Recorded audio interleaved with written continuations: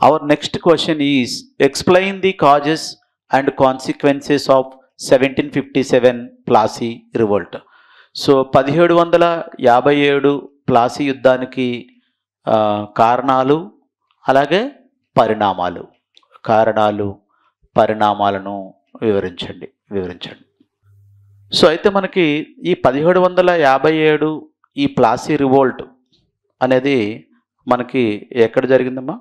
మనకి ప్లాసీలో 1757లో ఇది జరిగింది. అయితే దానికి కారణాలు ఏంటి అని మనం ఒకసారి చూసే ముందు యాక్చువల్లీ ఈ బెంగాల్, ఆ రోజుల్లో మీకు తెలుసు బెంగాల్, బీహార్, ఒరిస్సా అన్నీ మనకి బెంగాల్ అండర్లోనే ఉండేవి.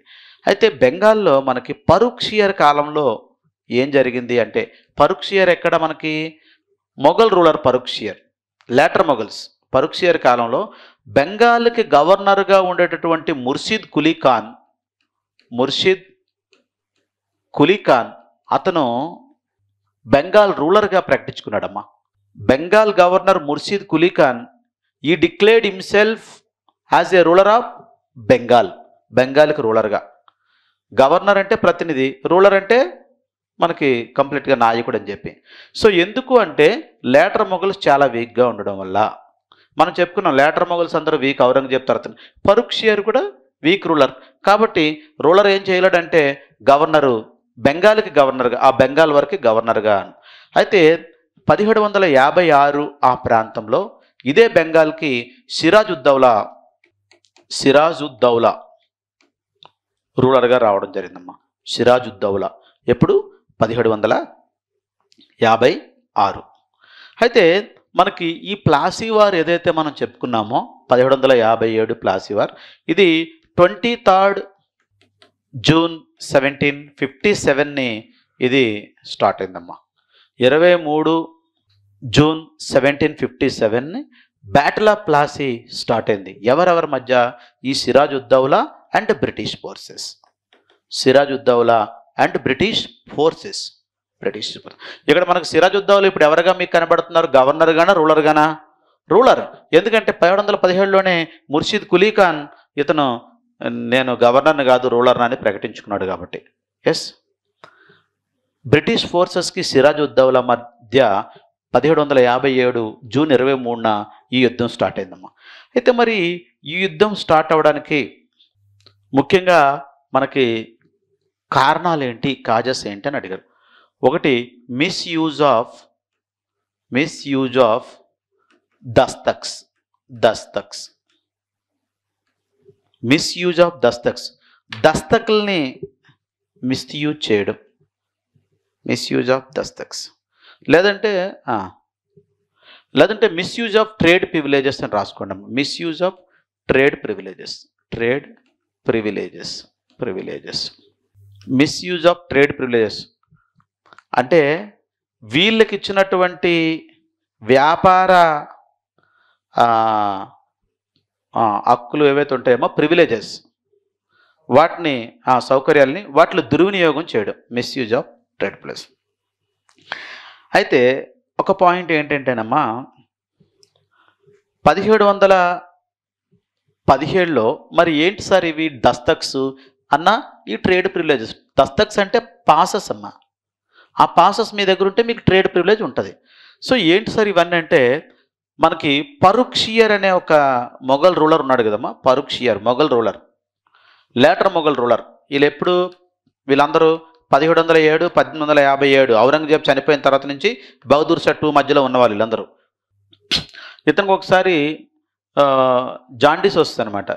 సో అతనికి ఆరోగ్యం బాగోపోతే so British East India company Hamilton అనే ఒక డాక్టర్ని పంపిస్తుంది. అతను ఇది క్యూర్ చేస్తాడు.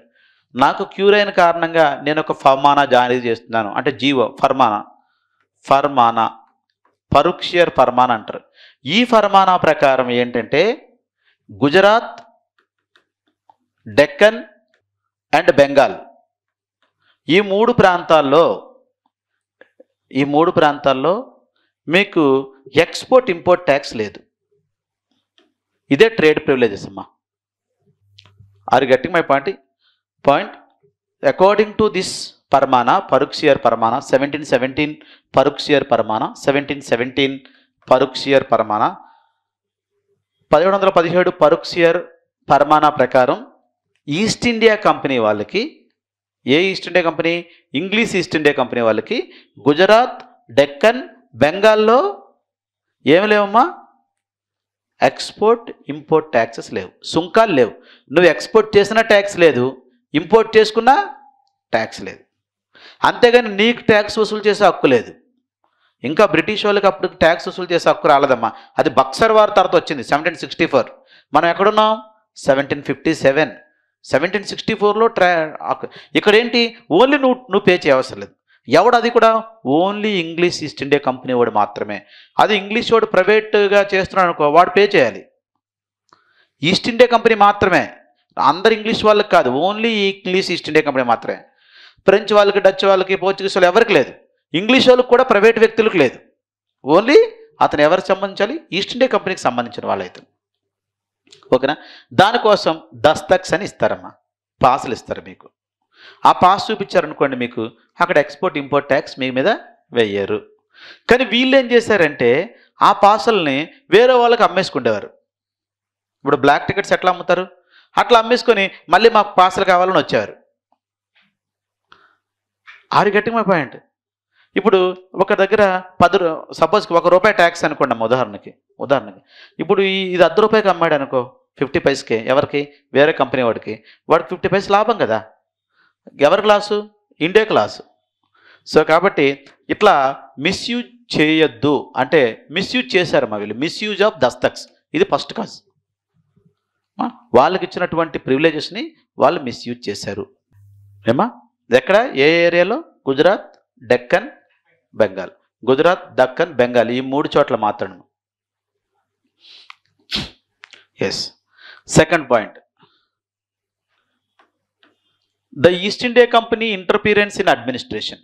East India Company interference in administration. పరిపాలనలో ఈస్ట్ ఇండియా కంపెనీ జోక్యం చేసుకోవడం. అయితే దీనికోసం నామినల్ ఫీజు తీసుకున్నారమ్మా. మనం ప్రిలిమ్స్లో చదువుకుంటాం. 10,000 రూపీస్ నామినల్ ఫీజు తీసుకుంటారు. అంటే ఒక 10,000 కట్టి వీళ్ళు ఫ్రీ ఎక్స్పోర్ట్ ఇంపోర్ట్ చేసుకోవచ్చు. 10,000 నామినల్ ఫీజు.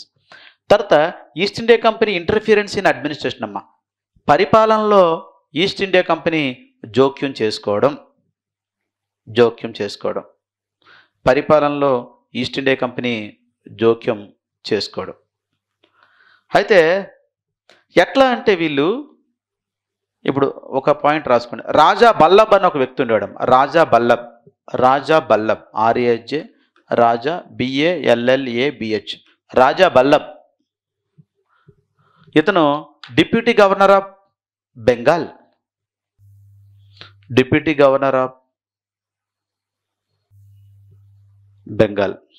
అంటే ఢాకాకు ఉండేవాడమ్మ అతను.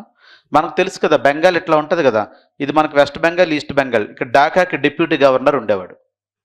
సో ఇతని మీదకి ఉసిగొలిపోవాలి అనమాట. ఎవరు? ఈ బ్రిటిష్ వాళ్ళు, డ్రేక్ ఇట్లాంటి వాళ్ళందరూ బ్రిటిష్ వాళ్ళు ఏంటంటే అడ్మినిస్ట్రేషన్లో ఇంటర్ఫీర్ అయ్యి ఈ డిప్యూటీ గవర్నర్ని రాజా బల్లబ్ని ఇటుపక్క సిరాజుద్దౌలా మీదకి ఇంటర్ఫీర్ చేశాడు. సెకండ్ పాయింట్ అంటే, అరే మీరు వచ్చింది ఎందుకు? వ్యాపారం చేసుకోవడానికి. కానీ మీరు వ్యాపారం చేసుకోకుండా అడ్మినిస్ట్రేషన్లో వేలు పెడుతున్నారు. ఇది సెకండ్ పాయింట్. ఏమా? మూడో పాయింట్ ఫోర్టిఫికేషన్ అమ్మా. ఫోర్టిఫికేషన్ బెంగాల్ నవాబుకి చెప్పకుండా వీళ్ళు కోటలు కట్టుకుంటారమ్మ. వీళ్ళ ఆఫీసుల చుట్టూ ఫోర్టిఫికేషన్ చేశారు. కోట నిర్మాణాలు కట్టుకుంటారు.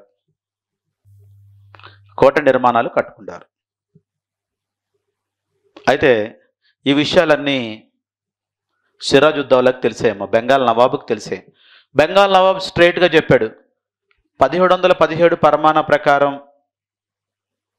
పరుక్షియర్ మీకు కొన్ని ప్రివిలేజ్ ఇచ్చాడు, నేను దానికి ఒప్పుకుంటున్నా. అది మీకు మాత్రం ఇచ్చాడు కాబట్టి మీరే వాడుకోండి, మిస్యూజ్ చేయొద్దు దస్తకుల్ని, పాసుల్ని అని చెప్పాడు. 2, నా అనుమతి లేకుండా కోట గోడలు కట్టొద్దు, ఫోర్టిఫికేషన్. బెంగాల్ నవాబు అనుమతి లేకుండా కోట గోడలు కట్టొద్దు, ఫోర్టిఫికేషన్ కట్టొద్దు. అంటే ఫోర్టిఫికేషన్ కట్టుకుంటే లోపల ఏం జరుగుతుందో తెలియదు కదా. ఎస్. 3వ పాయింట్ ఏంటి? మీరు మా పరిపాలనలో జోక్యం చేసుకోవద్దు అని. అయినా వాళ్ళు కంటిన్యూ కోటగోడలు నిర్మించడం, మిస్యూజ్ ఆఫ్ దస్తక్స్ వాళ్ళు కంటిన్యూ చేశారు. ఏం బెంగాల్ నవాబును పట్టించుకోలేదు, సిరాజుద్దౌలా పట్టించుకోలేదు. కాబట్టి సిరాజుద్దౌలా అటాక్ చేశాడమ్మ వాళ్ళపైన. 1756లో అటాక్ చేసి పోర్ట్ విలియం పైన అటాక్ చేశాడు. 1756లోనే 1756లో మాట వినట్లేదని చెప్పి పోర్ట్ విలియం మీకు తెలుసు కదమ్మా, 1690లోది కట్టారు పోర్ట్ విలియం.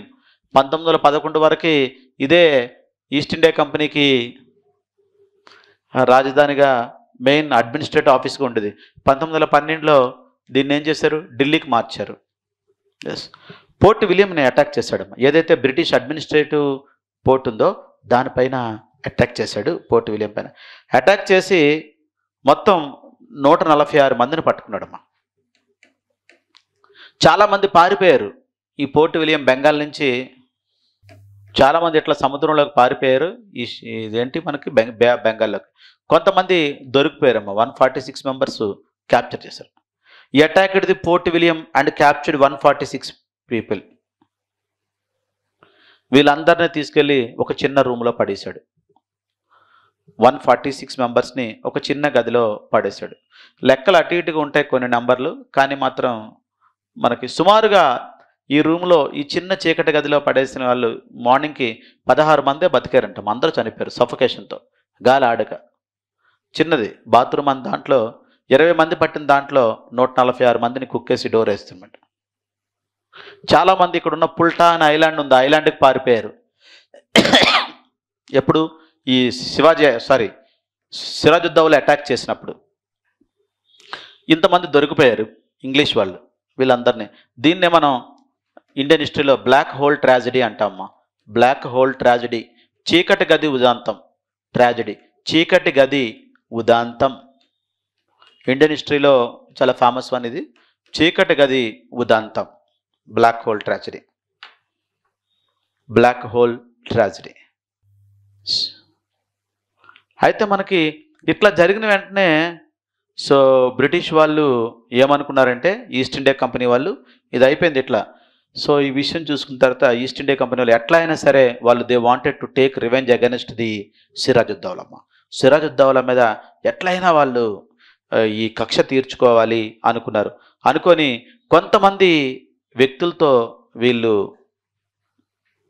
ఎవరు, ఈ సిరాజుద్దౌలా టీంలో ఉండేటటువంటి కొంతమంది వ్యక్తులతో వీళ్ళు చేతులు కలిపారు. ముఖ్యంగా ఇందులో మనకి మీర్ జాఫర్ సైన్యాధిపతి, military commander. Sirajuddaulah military commander Mir జాఫర్తో వీళ్ళు చేతులు కలిపారు. ఎందుకంటే వీళ్ళు దీన్ని డైజెస్ట్ చేసుకోలేకపోయారు, ఇంతమంది చనిపోవడం ఒకటి. తర్వాత ఈ అటాక్ని డైజెస్ట్ చేసుకోలేక మీర్ జాఫర్, ఎవరు, మిలిటరీ కమాండర్ ఆఫ్ సిరాజుద్దౌలా, అతనితో చేతులు కలిపారు. ఎవరు, బ్రిటిష్ వాళ్ళు. ముఖ్యంగా మనకి రాబర్ట్ క్లైవ్. ఈ యుద్ధంలో స్వయంగా ఫైట్ చేసింది, సేనలు నడిపించింది రాబర్ట్ క్లైవ్ అమ్మ. ఎస్, ఇప్పుడు ఇవన్నీ ఈ ఫస్ట్ 3 కారణాలు, తర్వాత ఈ చీకటి గది ఉదంతం కారణం. మనకేంటి క్వశ్చన్ ఏంటమ్మా, కారణాలు మరియు పరిణామాలు. కారణాలు ఏంటి? మిస్యూజ్ ఆఫ్ దస్తక్స్, తర్వాత పోర్టిఫికేషన్, తర్వాత ఏమో ఇంటర్ఫిరెంట్ అడ్మినిస్ట్రేషన్. దానివల్ల చీకటి గది ఉదంతం జరిగింది. చీకటి గది ఉదంతం వల్ల 1757 జూన్ 23 1757 ప్లాసీ అనే ఏరియాలో ఈ యుద్ధం స్టార్ట్ అయిందమ్మా. ఓకేనా? ఇక్కడ మనం ఒక పాయింట్ తెలుసుకోవాలి, కాన్స్పిరసీ. ఈ రాబర్ట్ క్లైవ్ కాన్స్పిరసీ చేశాడమ్మా, కుట్ర చేశాడు. కుట్ర పన్ని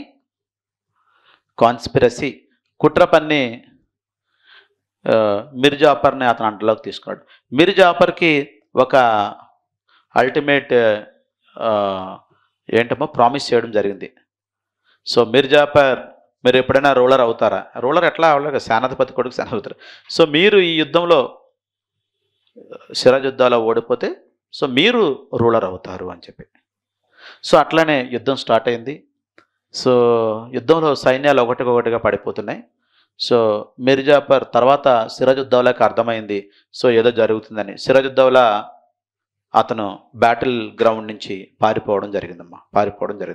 తర్వాత అతన్ని బయటని చంపేయడం జరిగింది, అది వేరే విషయం. సో సిరాజుద్దౌలాకు ముందే తెలిసిపోయి, అంటే జరుగుతున్నప్పుడే ఏంటి ఇట్లా స్థానాలు ఎట్లా పడిపోతున్నాయని ఏదో సంథింగ్ కాన్స్పిరసీ కుట్ర జరిగిందని తెలిసింది. సో ఆ విధంగా ఈ 1757లో ఈ వార్ ఇట్లా ముగిచింది చివరికి. ఎవరు? బ్రిటిష్ వాళ్ళు దీంట్లో పైచేయి సాధించారు. అనుకున్నట్టుగానే మీర్ జాఫర్ని బెంగాల్ నవాబ్గా చేశారమ్మా. బెంగాల్ నవాబ్గా చేశారు మీర్ జాఫర్, మిలిటరీ కమాండర్ని.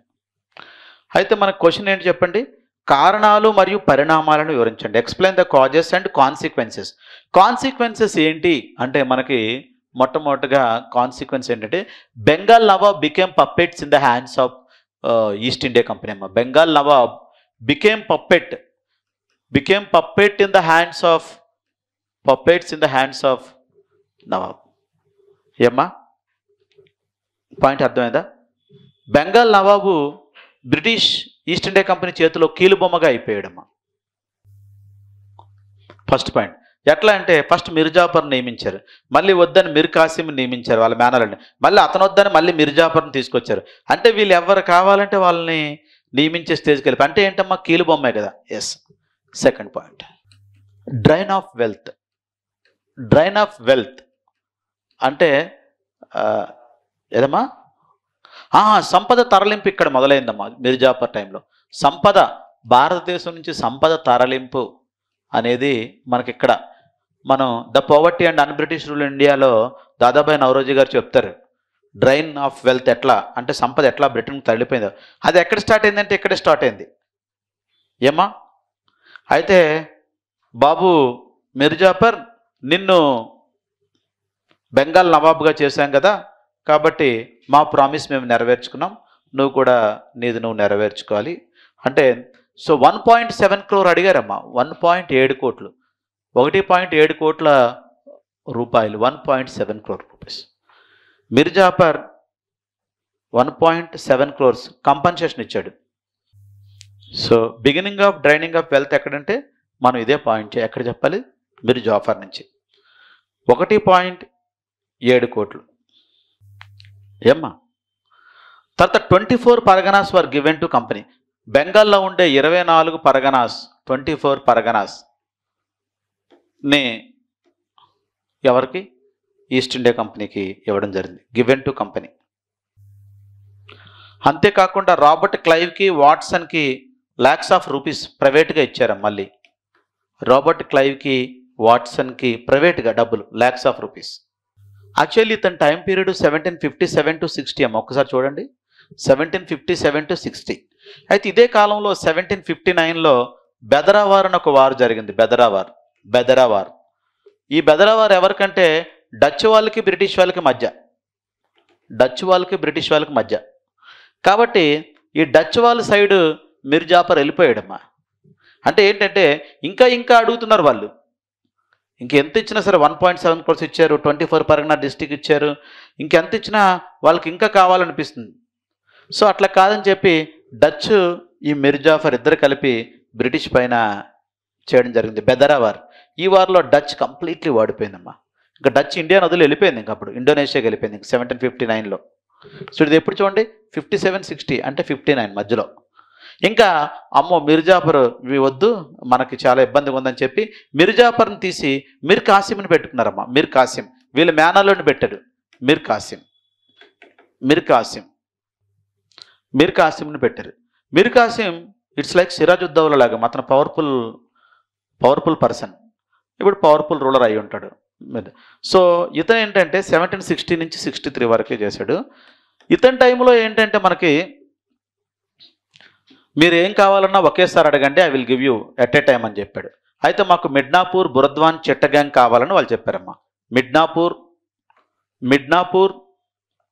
బురద్వాన్, చిట్టగాంగ్ వీటిని ఇవి మనకు బెంగాల్లో ఉండే ఈ ప్రాంతాలని మిడ్నాపూర్, బురద్వాన్, చిట్టగాంగ్ని ఇవ్వడం జరిగింది. ఎవరికి? ఈస్ట్ ఇండియా కంపెనీకి. మిడ్నాపూర్, బురద్వాన్, చిట్టగాంగ్. క్యాపిటల్ కూడా ఇతను ఏంటంటే ముర్షిదాబాద్ ఉంది కదా, మనకు ముర్షిద్ కులీ ఖాన్ కట్టించాడు ముర్షిదాబాద్. ముర్షిదాబాద్ ఇన్ బెంగాల్. ఇక్కడి నుంచి మోంగియార్కి షిఫ్ట్ చేశాడమ్మ క్యాపిటల్ కూడా, ఎందుకైనా మంచిది ఈస్ట్ ఇండియా కంపెనీ వాళ్ళతోని. మోంగియార్ ఇన్ బీహార్. ఇవన్నీ కలిపే ఉండే అప్పుడు, బీహార్, బెంగాల్, ఒరిస్సా. ముర్షిదాబాద్ అనేది క్యాపిటల్, ముర్షిద్ కులీ ఖాన్ కట్టించాడు. అక్కడి నుంచి మోంగియార్కి షిఫ్ట్ చేశాడు. మోంగియార్ ఎక్కడుంది? ప్రజెంట్ బీహార్లో ఉంది. ఎందుకంటే ఈ ఈస్ట్ ఇండియా కంపెనీ వాళ్ళ తాకిడికి తెలియదు. అయితే తర్వాత మళ్ళీ మీర్ కాసిమ్ని కంటిన్యూ అవడం జరిగిందమ్మా, ఇంకా కావాలని చెప్పి. అతను ముందే చెప్పాడు, నేను ఇంకొకసారి తర్వాత ఇవ్వను అట్ ఏ టైం అని చెప్పి. కాబట్టి అమ్మో ఇతను ఇంకా స్ట్రిక్ట్గా ఉన్నాడని చెప్పి మళ్ళీ మీర్ కాసిమ్ని తీసి మళ్ళీ మీర్ జాఫర్ని మళ్ళీ పెట్టారమ్మా. మీర్ జాఫర్ అంటే ఇప్పుడు ఏమైంది? బెంగాల్ నవాబ్ ఎట్లా అయిపోయాడమ్మా? Puppet in the hands of East India Company. Mir కాసిమ్ని మళ్ళీ మీర్ జాఫర్ని పెట్టారు.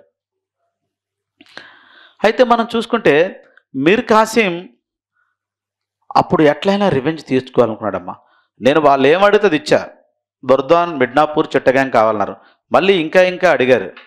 సో అందులో కూడా మీర్ కాసిం మీద చిన్న డౌట్ వచ్చిందమ్మా. ఎందుకంటే మోంగియార్లో షిఫ్ట్ చేయడం, మోంగియార్కి, బీహార్కి, అక్కడ ఒక ఆర్మ్ ఫ్యాక్టరీ స్టార్ట్ చేసినట్టు వాళ్ళకి తెలియడం, ఇట్లా అంటే ఇతను రెడీ అవుతున్నాడు, సో ఇట్లా ఉండకూడదని చెప్పి అమ్మో అని చెప్పి అట్లా రెవల్యూషనరీగా ఉంటే ఎవరినైనా ఏం చేస్తారు? ముందు క్లోజ్ చేస్తారు అట్లా. అయితే అలా మనకి మళ్ళీ మీర్ జాఫర్ని తీసుకురావడం జరిగింది. అప్పుడు మీర్ కాసిం ఏం చేశాడంటే, మీర్ కాసిం ఎట్లయినా ఈ ఈస్ట్ ఇండియా కంపెనీ మీద రివెంజ్ తీర్చుకోవాలని చెప్పి ఇతను అవధ్ నవాబ్ సుజావుద్దౌలా, ఇందాక మనం సిరాజుద్దౌలా, ఇది సుజావుద్దౌలా. అలాగే Mughal ruler Shah Alam II tie up అయ్యాడమ్మా.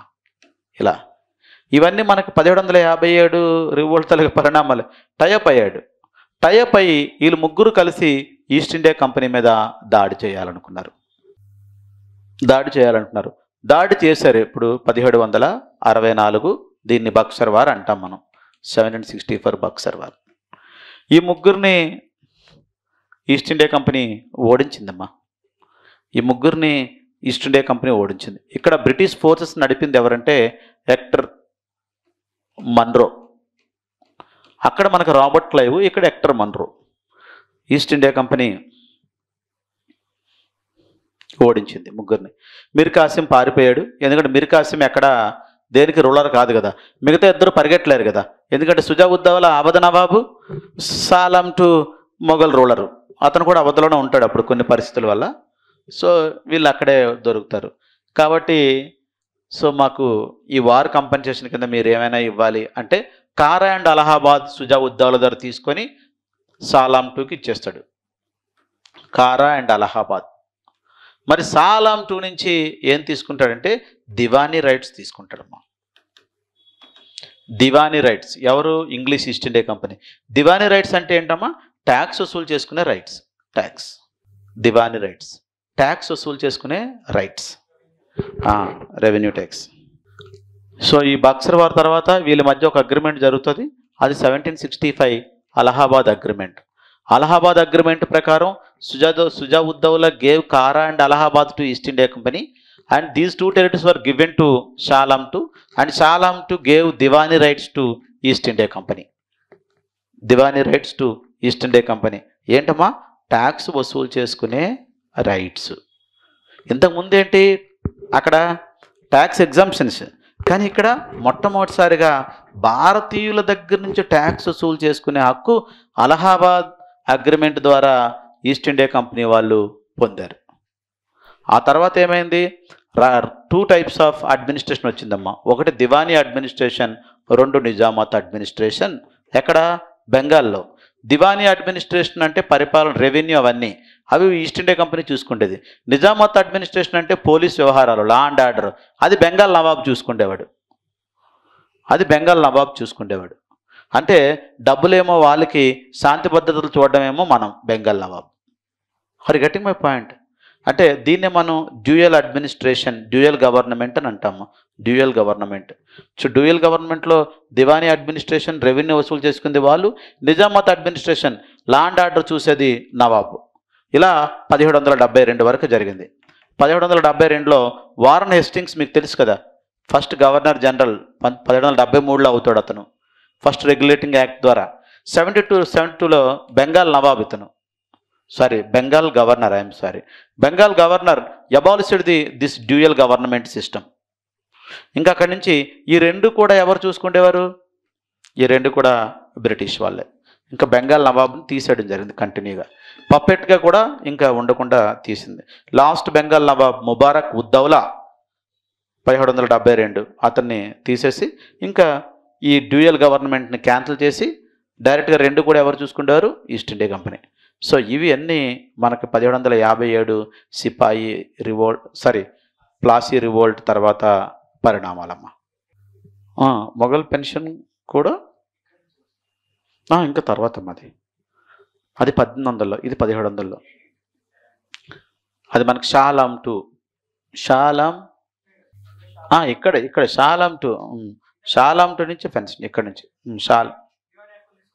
1803లో Delhi agreement తర్వాత అట్లా.